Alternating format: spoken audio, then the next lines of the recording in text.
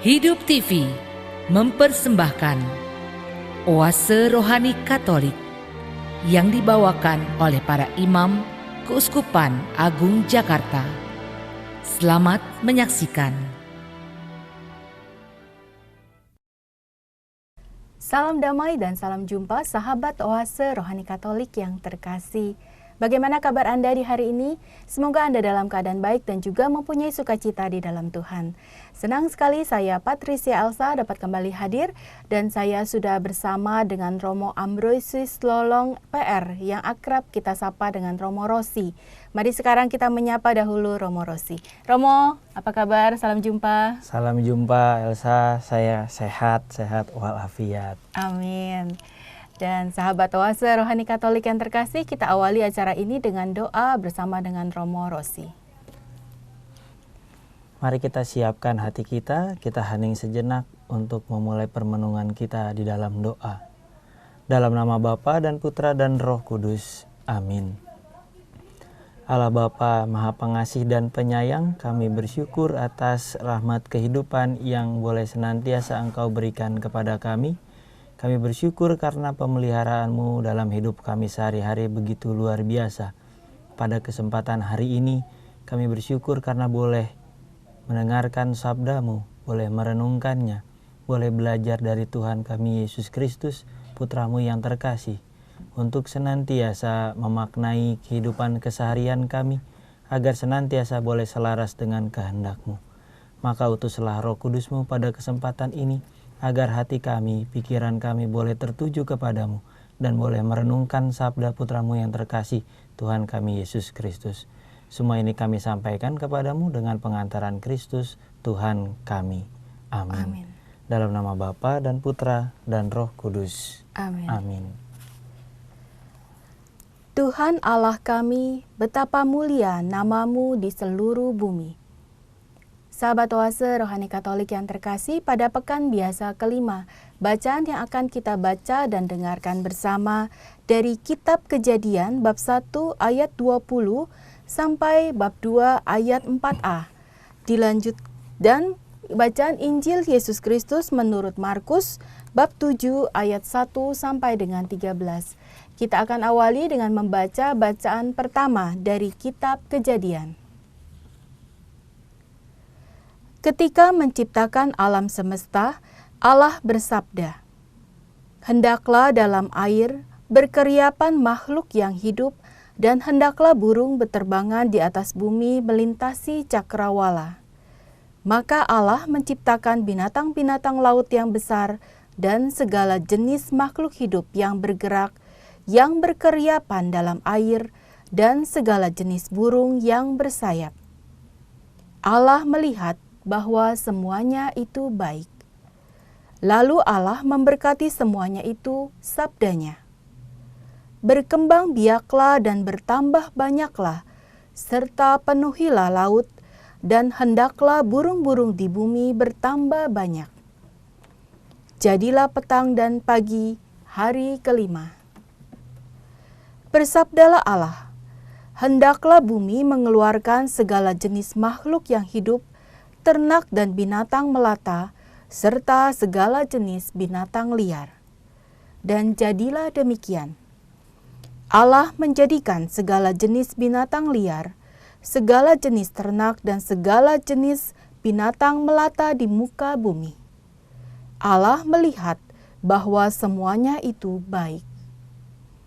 Bersabdalah Allah, "Baiklah kita menjadikan manusia menurut gambar dan rupa kita, supaya mereka berkuasa atas ikan-ikan di laut dan burung-burung di udara, atas ternak dan atas seluruh bumi, serta atas segala binatang melata yang merayap di bumi." Maka Allah menciptakan manusia itu menurut gambarnya.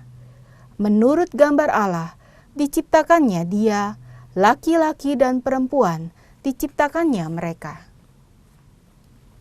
Allah memberkati mereka, lalu Allah bersabda kepada mereka, "Beranak cuculah dan bertambah banyak, penuhilah bumi dan taklukkanlah itu.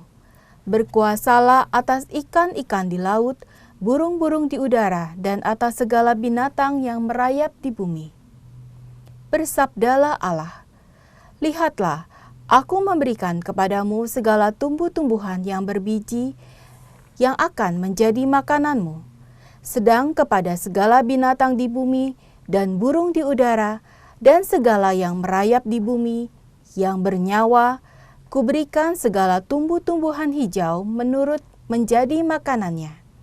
Dan jadilah demikian. Maka Allah melihat segala yang dijadikannya itu sungguh amat baik. Maka jadilah petang dan pagi, hari ke-6. Demikianlah diselesaikan langit dan bumi beserta segala isinya. Pada hari ke-7, Allah telah menyelesaikan pekerjaan yang dibuatnya itu. Maka berhentilah ia pada hari ke-7 dari segala pekerjaan yang telah dibuatnya itu. Lalu Allah memberkati hari ke-7 itu dan menguduskannya, karena pada hari itulah ia berhenti dari segala pekerjaan penciptaan yang telah dibuatnya itu. Demikianlah riwayat langit dan bumi pada waktu diciptakan. Demikianlah sabda Tuhan. Syukur kepada Allah. Marilah kita tanggapi dengan mazmur tanggapan. Ya Tuhan, Allah kami, betapa mulia nama-Mu di seluruh bumi. Ya Tuhan Allah kami, betapa mulia nama-Mu di seluruh bumi. Jika aku melihat ke langit-Mu, buatan jari-Mu, bulan dan bintang-bintang yang Kau pasang, apakah manusia sehingga Engkau mengingatnya? Apakah anak manusia sehingga Engkau mengindahkannya? Ya Tuhan Allah kami, betapa mulia nama-Mu di seluruh bumi.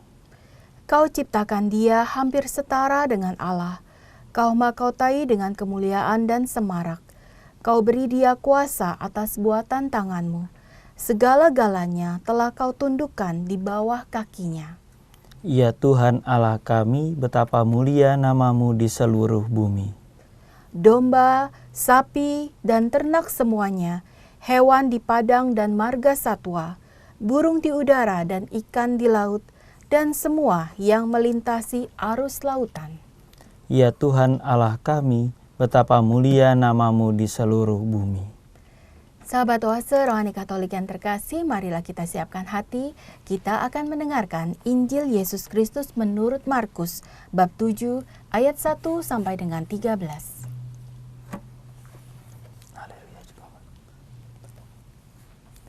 Haleluya, haleluya, haleluya. Haleluya, haleluya, haleluya. Condongkanlah hatiku kepada perintah-Mu ya Allah, dan kurniakanlah hukum-Mu kepadaku. Haleluya, haleluya, haleluya. Tuhan sertamu Dan sertamu juga. Inilah Injil Yesus Kristus menurut Santo Markus. Dimuliakanlah Tuhan.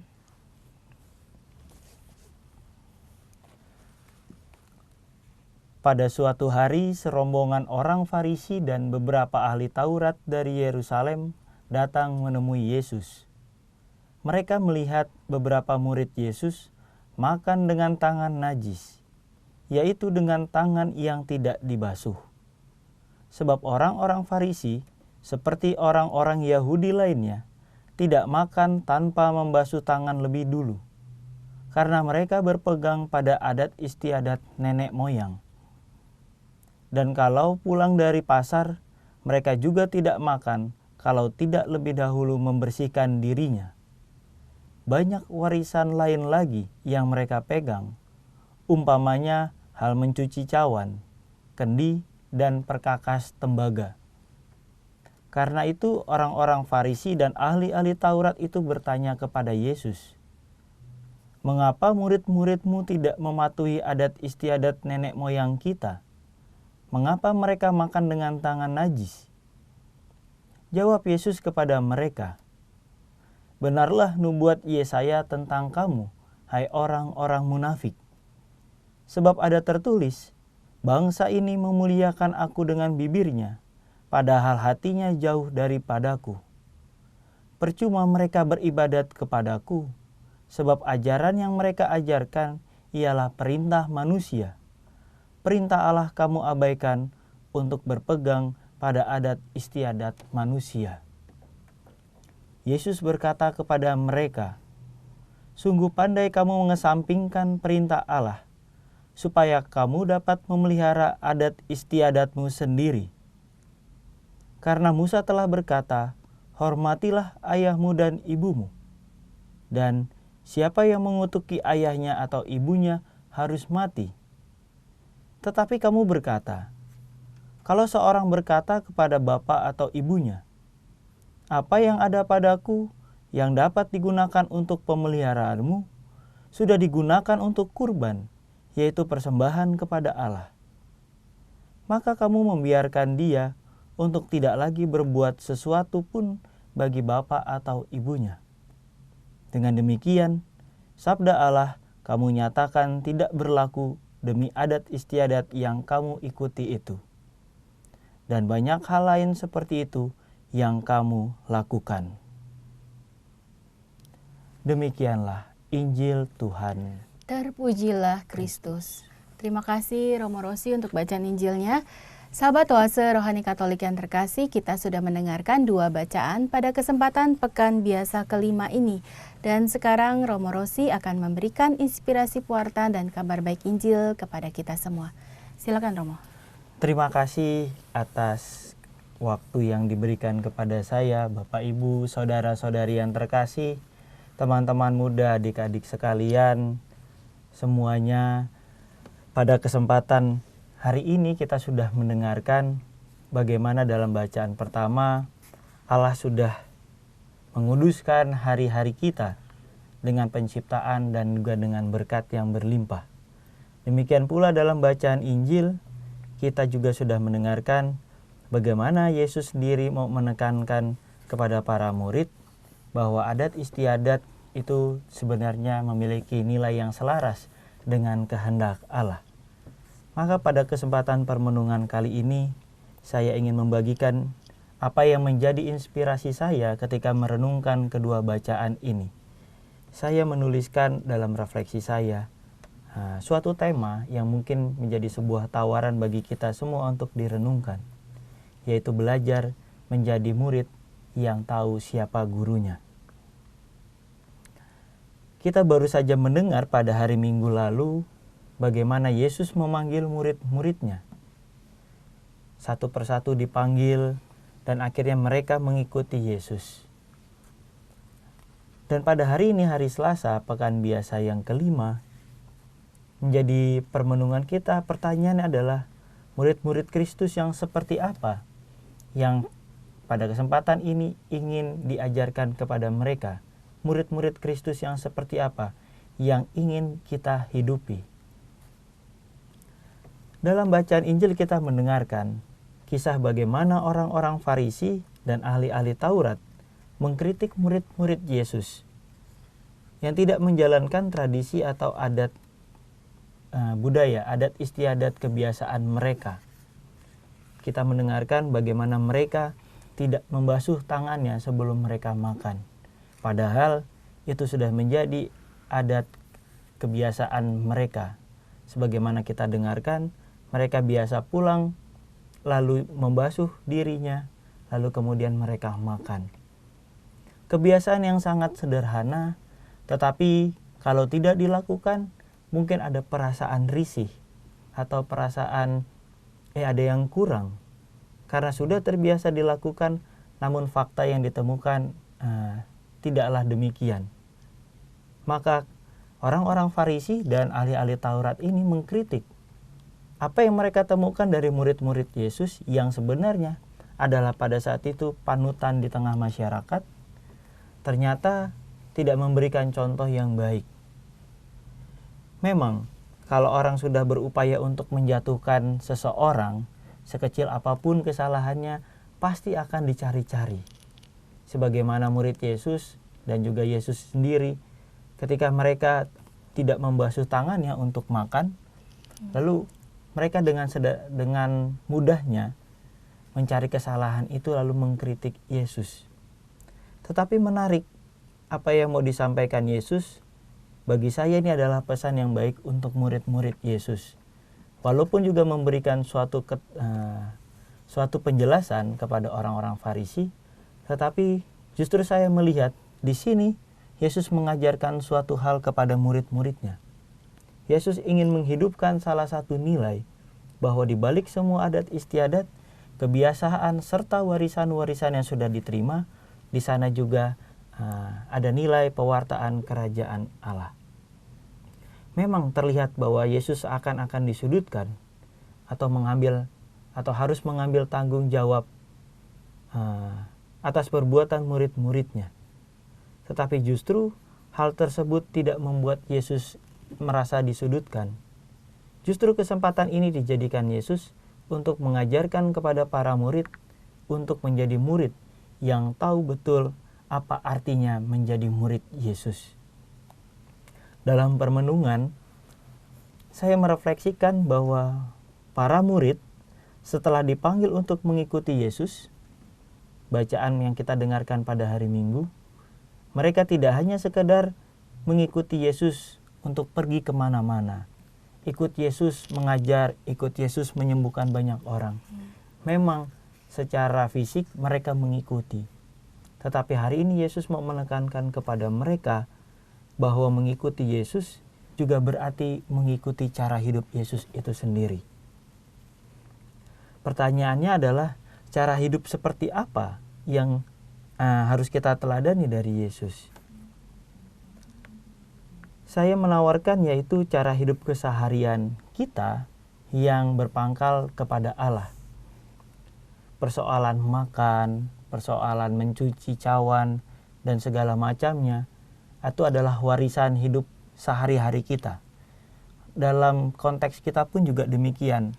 Ada warisan-warisan yang diberikan oleh orang tua kita kepada kita untuk kita hidupi terus-menerus. Misalnya nilai sopan santun, kerjasama, gotong royong, dan sebagainya macamnya. Pasti ada banyak warisan-warisan yang sudah kita terima dari orang tua. Tetapi pertanyaannya, apakah kita betul-betul menyadari bahwa cara hidup keseharian, warisan-warisan hidup itu kita hidupi dalam terang kasih Tuhan.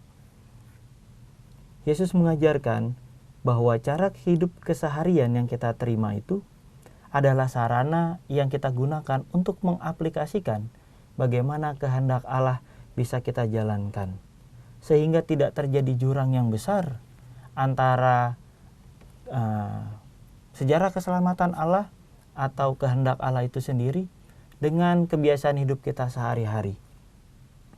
Maka Yesus mengkritik orang-orang Farisi juga, tapi juga sebagai masukan kepada para murid.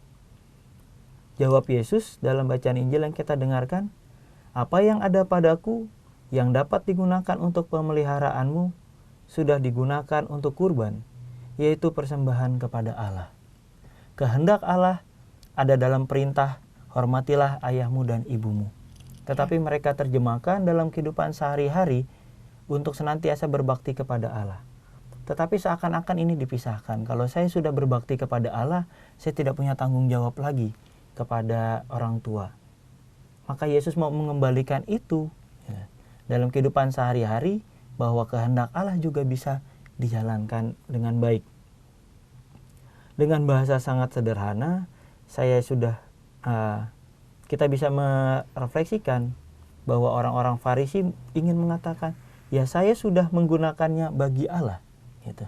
Maka saya tidak punya tanggung jawab lagi untuk bertanggung jawab terhadap orang tua. Semuanya sudah saya berikan kepada Allah. Justru Yesus di sini mau mengajarkan tidak ada pemisahan yang terjadi antara kehidupan kita sehari-hari dengan kehendak Allah.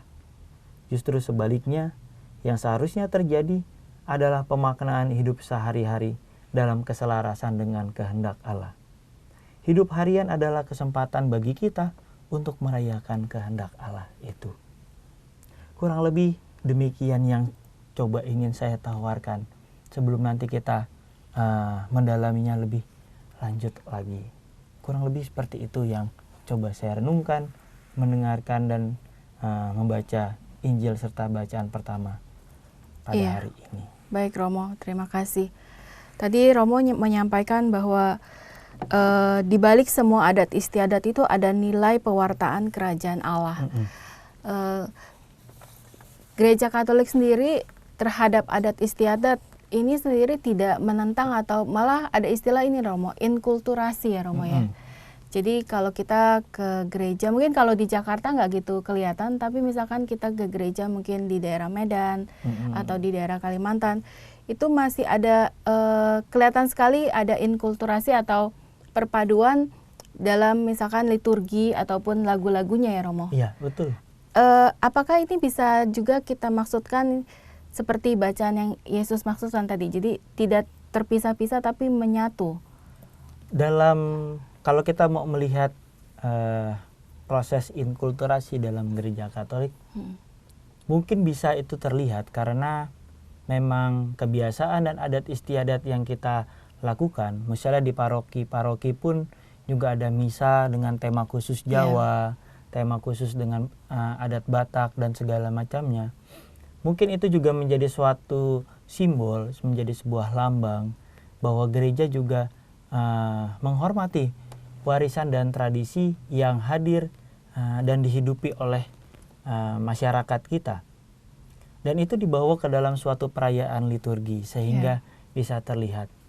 Tetapi kalau kita mau keluar sedikit, kita mau lebih sederhana untuk melihat itu semua, sebenarnya warisan-warisan yang kita alami, yang diajarkan sejak kita kecil sampai kita bertumbuh menjadi dewasa, itu juga sebenarnya warisan-warisan budaya yang hidup di dalam diri kita. Misalnya saja contoh yang masih saya ingat adalah ketika saya kecil, setiap 1 bulan sekali di hari Minggu, kami punya kebiasaan untuk membersihkan lingkungan di RT. Gitu.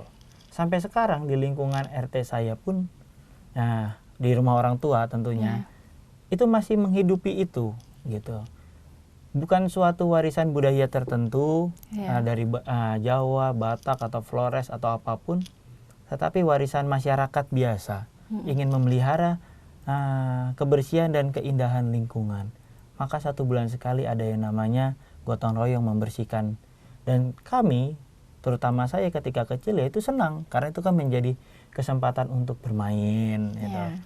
Nah, pulang gereja lalu ikut bersih-bersih di RT, main sama teman-teman bisa sampai siang sampai sore. Senang, bahagia, tetapi lebih daripada itu bahwa di situ juga saya diajarkan suatu warisan untuk gotong royong. Nah, dan ini semua mungkin juga mau dipersembahkan ke dalam suatu liturgi gereja sehingga kita bisa merayakan bahwa adat istiadat bagi kita yang di Jakarta yang merantau gitu kan. Saya pun juga keturunan Flores, Jawa, walaupun tidak tahu adat aslinya bagaimana, tetapi pelan-pelan mulai menghidupi itu dengan adanya tema-tema khusus seperti itu. Maka saya merasa saya sangat bersyukur bahwa gereja sangat terbuka dengan warisan budaya tersebut, gitu. Iya. Dan di sini Yesus juga menegur keras sekali ya Romo ya terhadap orang Farisi itu dan ahli-ahli Taurat seperti perkataan Yesus di ayat ke-6, hai orang-orang munafik gitu kan. Ini sangat keras sekali Romo. Lalu di sini dilanjut dikatakan sebab ada tertulis bangsa ini memuliakan aku dengan bibirnya padahal hatinya jauh daripadaku. Nah, kalau kita ngomong dalam ini kan saat itu ya Romo. Tapi kalau kita ngomong saat sekarang ini juga ada ya seperti orang-orang seperti ini ada. Kan Romo. Pasti ada orang-orang juga yang ya mungkin saya menganggapnya mereka masih berproses ya.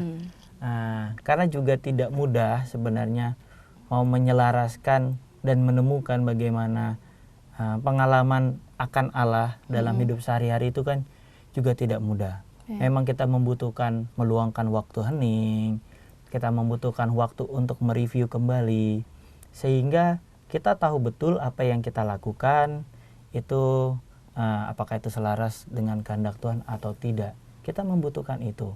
Tetapi memang betul di dalam kehidupan masyarakat kita bisa mengatakan A tetapi melakukan B gitu kan. Atau malah berkata yang lain, kita melakukan yang lain lagi. Tidak selaras. Hal itu sangat terbuka Manusiawi. terjadi dalam proses beriman kita. Dan saya mengamini dan mengiyakan bukan hanya mereka, saya pun sendiri juga masih berproses untuk menghidupi itu. Apalagi menjadi seorang imam juga, apa yang saya sampaikan ketika berkhotbah atau memberikan renungan juga menjadi kesempatan bagi saya untuk bercermin. Saya udah seperti itu atau belum ya? Gitu. Atau saya malah melakukan sebaliknya. Nah itu. Kadangkala saya juga masih merenungkan itu juga dalam kehidupan sehari-hari. Maka memang sangat terbuka bahwa bukan hanya mengkritik bahwa saya munafik atau tidak, orang lain munafik atau tidak, tetapi mau melihatnya sekarang sebagai sebuah proses untuk terus-menerus menghayati hidup keseharian kita. Itu kurang lebih itu yang coba saya renungkan. Ya, baik Romo. Terima kasih dari Kabar Baik Injil yang sudah disampaikan oleh Romo Rosi. Kita akan jeda dulu, sahabat Oase Rohani Katolik. Tetaplah di acara Oase Rohani Katolik. Hidup TV mempersembahkan Oase Rohani Katolik yang dibawakan oleh para imam Keuskupan Agung Jakarta. Selamat menyaksikan. Terima kasih Anda masih bersama dengan kami, sahabat Oase Rohani Katolik yang terkasih. Masih bersama dengan Romo Ambrosius Lolong PR yang akrab kita sapa dengan Romo Rosi. Dan saya Patricia Elsa. Kita akan lanjutkan kembali pembahasan pada hari ini, pada pekan biasa kelima. Dan tadi Romo sudah menyampaikan kabar baik Injil dari Injil Markus bab 7 ayat 1 sampai dengan 13. Dan Romo kita akan lanjutkan ya Romo. Dan pastinya ini menarik sekali karena Injil Markus ini juga Injil yang juga beberapa kali dan familiar kita suka dengar Romo. Nah, bagaimana dengan kenapa kita harus Romo, keseharian kita dengan kita beribadah dan juga keseharian kita sebagai seorang pengikut Kristus, apakah Romo bisa jabarkan lebih lanjut? Baik, terima kasih. Kenapa justru hidup keseharian kita itu perlu mendapat perhatian, gitu ya. Kadangkala kita hidup dalam sebuah rutinitas begitu saja, yang kalau kita jalani ya seperti itu, bangun pagi, lalu sarapan, atau mungkin mempersiapkan segala sesuatu, lalu berangkat, kalau anak-anak ya berangkat sekolah, gitu. Kalau orang tua lalu berangkat kerja, lalu berdinamika di tempat di kantor dengan tugas dan tanggung jawab yang sama setiap hari, lalu pulang kembali sudah dalam kondisi lelah, istirahat, berjumpa dengan keluarga, makan bersama, lalu istirahat, lalu tidur dan segala macam. Setiap hari seperti itu. Gitu. Lalu apakah dengan rutinitas dan keseharian yang demikian itu kita masih bisa menemukan pengalaman akan Allah? Kalau saya menjawabnya, ya justru di situ kita harus mencari. Karena apa? Karena kehidupan keseharian kita itu adalah konteks hidup kita sendiri. Kita yang menjalankan, kita yang memilih, gitu kan. Ya saya mau bekerja di sini, saya yang menjalankan. Saya sekolah di sekolah ini, gitu. Saya menjalankan tugas dan tanggung jawabnya pun menjadi konsekuensi bagi saya, misalnya seperti itu. Ini adalah konteks kehidupan yang paling konkret. Maka kalau ditanya, mengapa kehidupan keseharian ini menjadi konteks bagi hidup kita sebagai murid-murid Yesus, maka ada 3 hal yang coba ingin saya bagikan. Yang pertama, karena itu memang seperti yang sudah saya katakan, itu adalah konteks hidup manusia yang konkret. Aktivitas yang dilakukan merupakan ruang gerak bagi kita manusia untuk mengaplikasikan hidup kita. Kita mau seperti apa, kita yang menentukan. Setiap dari kita memiliki aktivitasnya masing-masing, punya tanggung jawabnya masing-masing. Dan itu membantu kita untuk tumbuh dan berkembang. Lalu yang kedua, saya terinspirasi dengan bacaan pertama justru. Saya tidak mau melihat bagaimana Allah menciptakan itu, tetapi saya mau menyimpulkan bahwa dengan kisah penciptaan, Allah menceritakan hari ke hari, hari demi hari. Di sana saya menemukan satu hal, bahwa sejak awal hidup itu sudah diberkati oleh Tuhan. Setiap harinya itu adalah berkat yang boleh kita terima. Walaupun diceritakan di sana Allah menciptakan binatang, Allah menciptakan manusia, Allah menciptakan tumbuhan dan segala macamnya. Tetapi itu menjadi penanda bagi kita, kalau mau disimpulkan, bahwa sebenarnya Allah setiap hari sudah memberkati hari-hari kita. Gitu. Maka konteks hidup harian kita sebenarnya juga konteks yang penuh rahmat, bahwa setiap harinya kita sudah diberkati oleh Tuhan sejak awal. Lalu yang poin ketiga yang ingin saya bagikan, hidup harian manusia itu merupakan warisan hidup manusia juga. Bukan persoalan harinya atau kegiatan, tetapi hidup keseharian itu ada nilai seperti yang sudah saya sampaikan pada sesi pertama tadi. Ada nilai-nilai kemasyarakatan yang kita hidupi. Dan itu turun-temurun, terus-menerus. Kita melihat di berbagai daerah punya kekhasannya masing-masing, pun dalam kehidupan masyarakat keseharian juga. Seperti yang sudah saya contohkan tadi, kebiasaan gotong royong yang saya alami di RT menjadi sebuah kebiasaan. Dan ini menjadi konteks hidup kita juga. Dan sekarang warisan yang sedang dipelihara buat kita di Indonesia, khususnya Keuskupan Agung Jakarta, menggaungkan selama 5 tahun ini memperjuangkan konteks hidup kita, warisan bangsa kita, Pancasila dan Bhinneka Tunggal Ika. Gitu. 2 poin inilah yang menjadi juga warisan hidup kita yang senantiasa mau dihidupkan terus-menerus. Dan tahun 2019 ini kita sudah masuk dengan tema yang keempat, sila keempat, dengan tema kita berhikmat bangsa bermartabat. Nah, ini adalah salah satu bentuk kita sebagai murid-murid Yesus, khususnya di Keuskupan Agung Jakarta, mencoba menyadari bahwa warisan bangsa kita itu juga adalah konteks hidup kita yang perlu kita hidupi. Maka kalau ditanya mengapa keseharian hidup kita itu perlu mendapat perhatian lebih, yaitu karena pertama itu adalah konkret situasi hidup manusia, yang kedua karena memang Allah sudah memberkati hari-hari kita, dan yang ketiga adalah karena kita punya kekayaan warisan di tengah masyarakat yang perlu kita hidupi. Kurang lebih itu yang bagi saya cukup menarik, kenapa keseharian hidup kita itu perlu kita hidupi. Gitu. Ya Romo, terima kasih. Keseharian hidup kita perlu kita hidupi.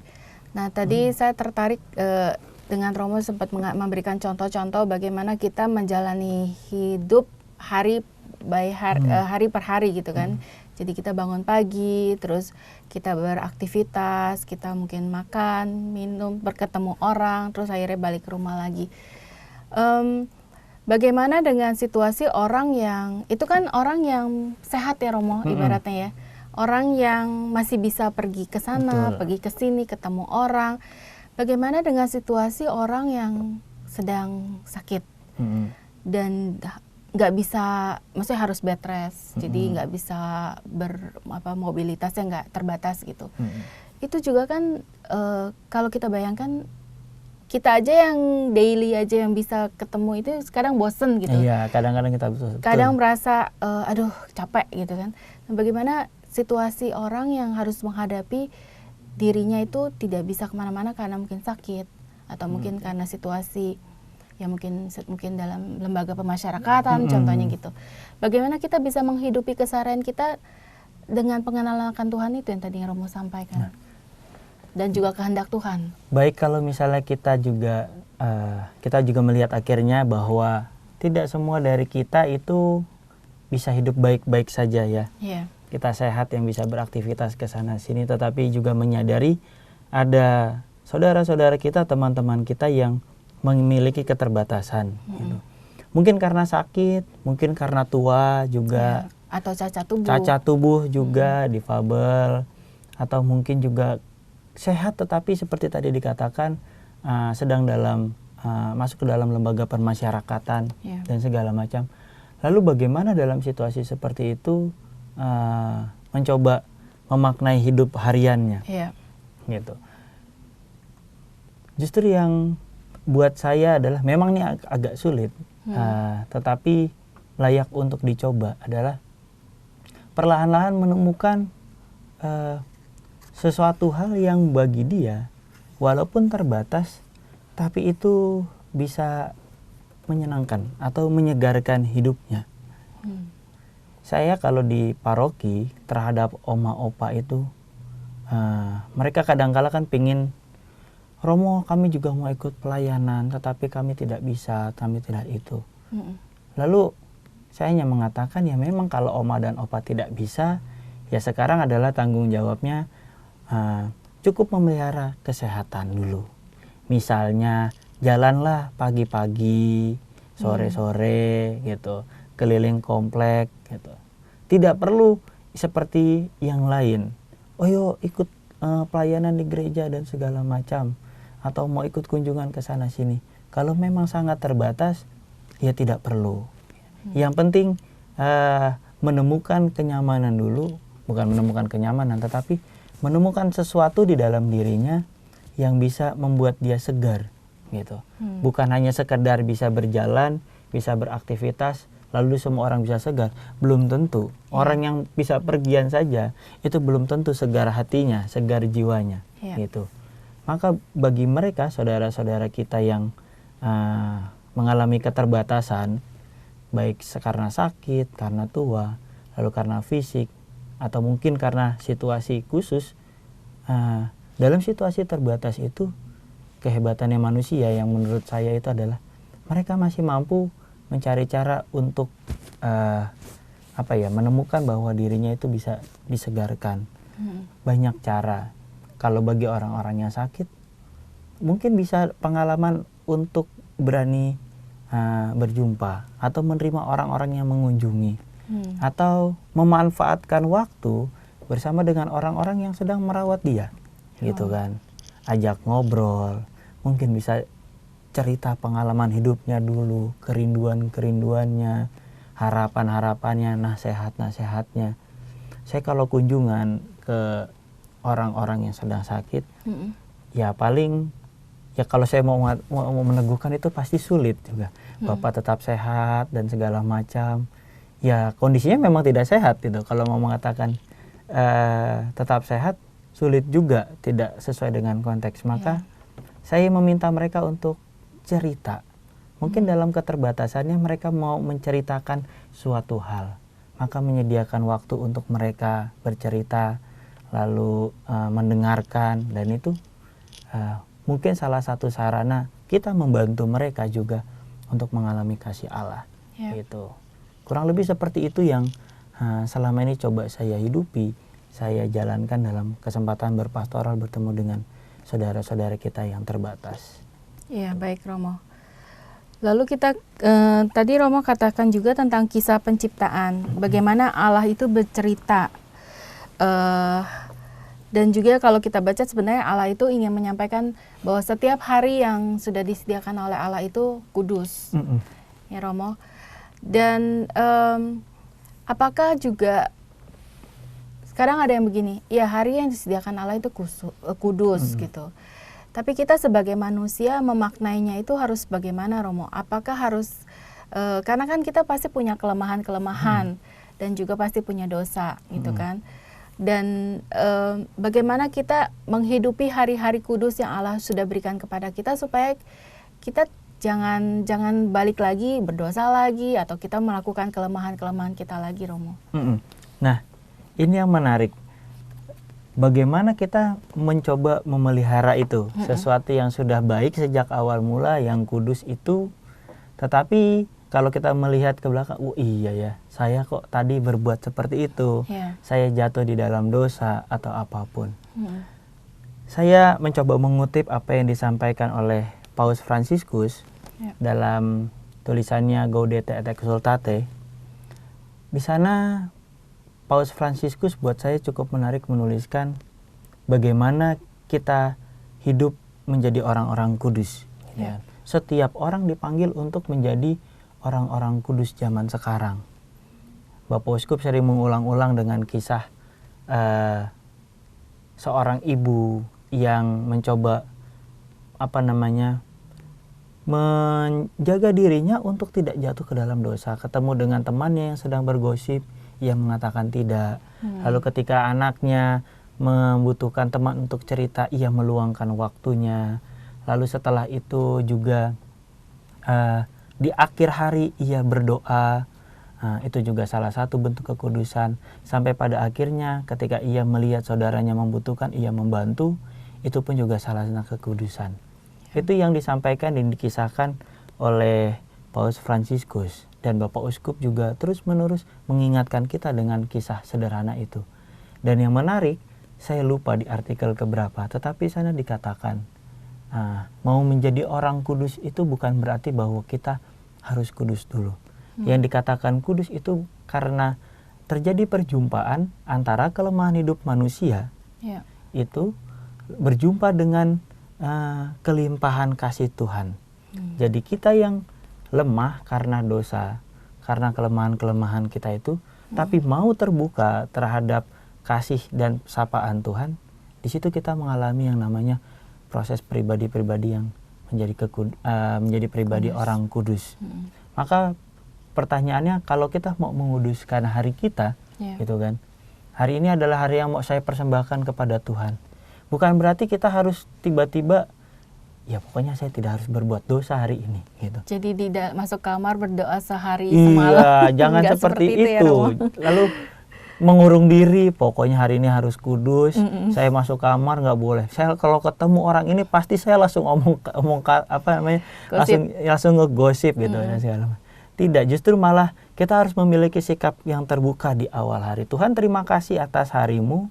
Saya mau mempersembahkan hari ini untuk dirimu. Kalau memang saya mengalami kelemahan, biarkan itu menjadi kelemahan saya yang bisa saya refleksikan, bisa menjadi tempat sarana saya untuk belajar.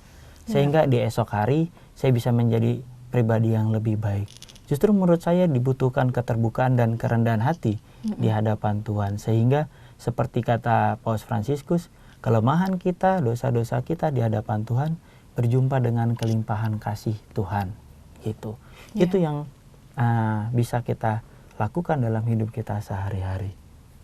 Baik Romo, ada lagi Romo yang ingin Romo sampaikan Romo dari bacaan pada hari ini?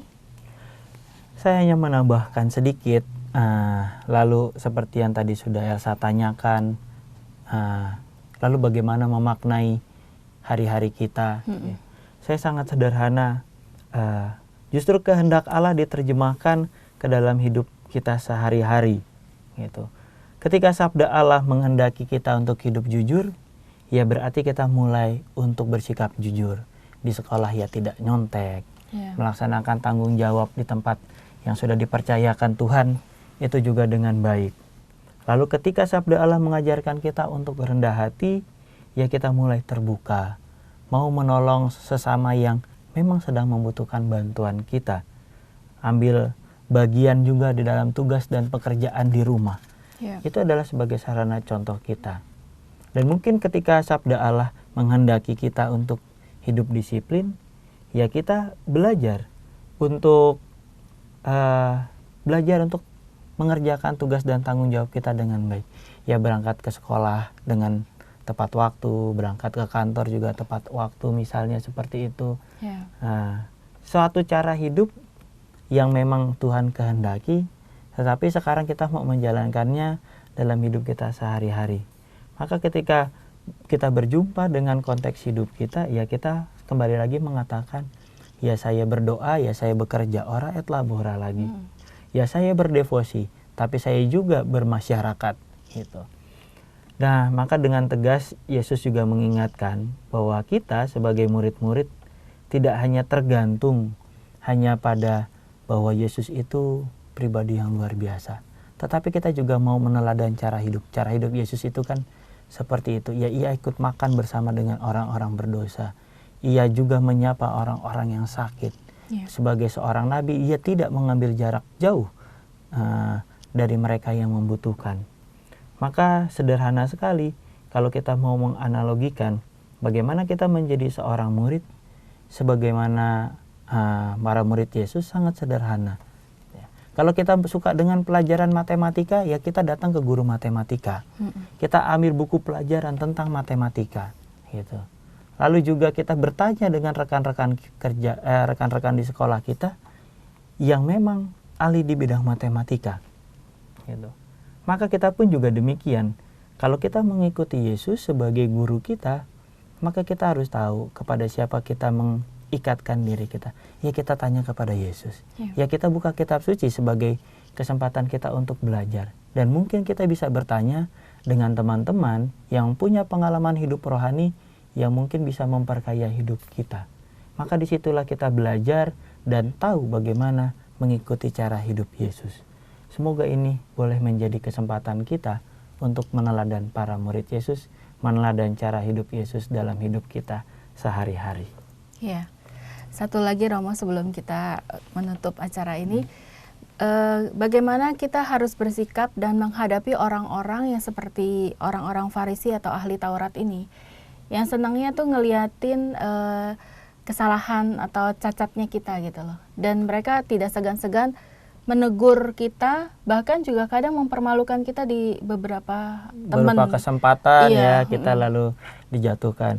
Kalau saya menghadapi orang-orang yang seperti ini, itu saya bawa dalam kegembiraan.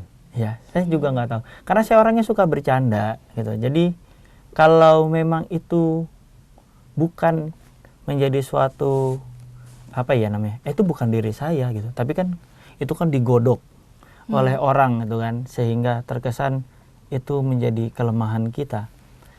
Biasanya sih pertama saya bawa dalam candaan gitu. Oh iya ya, saya orangnya seperti itu ya. Ya ampun dan segala macam. Jadi walaupun tidak mengafirmasi, tetapi yang pertama adalah jangan sampai kita mudah terjebak. Kita harus bisa memfilter diri dulu yang pertama, gitu. Apakah benar saya seperti itu? Kalau memang tidak benar, bagi saya cukup katakan saja, ya itu tidak benar. Tidak perlu kita berkoar-koar atau menceritakan bahwa dia yang salah, saya yang benar. Atau ngajak berantem ya Romo. Apalagi kita ngajak berantem, itu kalau kita ngajak berantem berarti kita sama seperti dia.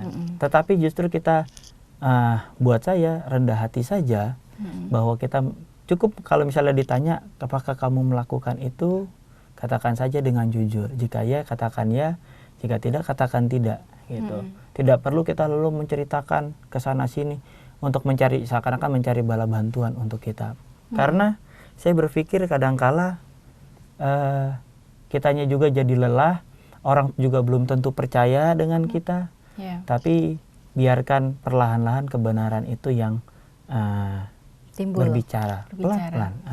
Pada akhirnya pun saya yakin kalau kita hidup baik, hidup jujur, hidup terbuka, semuanya juga akan bisa melihat dan memahami itu. Seperti yang Yesus, maka Yesus berani berkata kepada orang-orang Farisi dan ahli Taurat, karena memang apa yang diajarkan Yesus hidupi gitu. Gitu. Sehingga berani untuk mewartakan kerajaan Allah. Kurang lebih seperti itu. Iya, tadi Romo Rosi katakan hadapilah mungkin dengan tenang, senyum dan candaan. Dan kalau memang apa yang kita lakukan itu benar, ya sudah, waktu juga yang akan pelan-pelan berkata. Iya. Baik Romo, terima kasih banyak. Sama-sama. Dan sahabat Oase Rohani Katolik yang terkasih, kita sudah mendengarkan inspirasi pewartaan dan kabar baik Injil pada hari ini. Dan tanpa terasa kita akan akhiri acara Oase Rohani Katolik. Tapi sebelumnya kita akan menutupnya dengan doa dan memohon berkat melalui Romo Rosi. Mari kita hening sejenak, kita siapkan hati dan budi kita untuk berdoa dan memohon berkat dari Tuhan. Dalam nama Bapa dan Putra dan Roh Kudus. Amin. Kami bersyukur kepadamu ya Tuhan, karena rahmat panggilan di mana kami boleh menjadi murid-murid-Mu yang boleh senantiasa meneladan hidup-Mu. Kami tahu dan kami sadar bahwa dalam kehidupan kami sehari-hari, kami masih kerap kali jatuh di dalam dosa dan perbuatan karena kelemahan kami.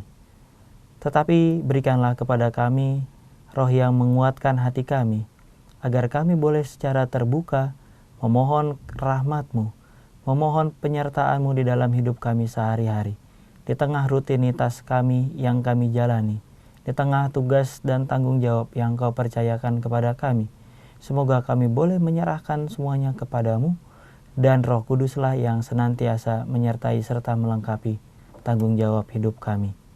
Berkenanlah pula untuk melihat segala perbuatan-perbuatan baik kami sebagai sebuah persembahan hidup kami sebagai murid-murid-Mu, agar kami boleh meneladan cara hidup Putra-Mu yang terkasih, Tuhan kami Yesus Kristus, dalam hidup kami sehari-hari. Maka untuk itu semua, kami senantiasa memohonkan berkat-Mu selalu. Tuhan sertamu, dan sertamu juga. Semoga saudara sekalian, orang-orang yang kita doakan dan kita cintai, serta tugas dan tanggung jawab yang Tuhan percayakan kepada kita, senantiasa dilindungi, dibimbing dan diberkati oleh Allah yang Maha Kuasa, dalam nama Bapa dan Putra dan Roh Kudus. Amin. Sahabat Oase Rohani Katolik yang terkasih, saya Patricia Alsa bersama dengan saya Romo Ambrosius Lolong PR. Pamit undur diri, tetap semangat, mari amalkan Pancasila. Kita berhikmat, bangsa bermartabat. Demikianlah Oase Rohani Katolik yang dibawakan oleh para imam Keuskupan Agung Jakarta. Tuhan memberkati.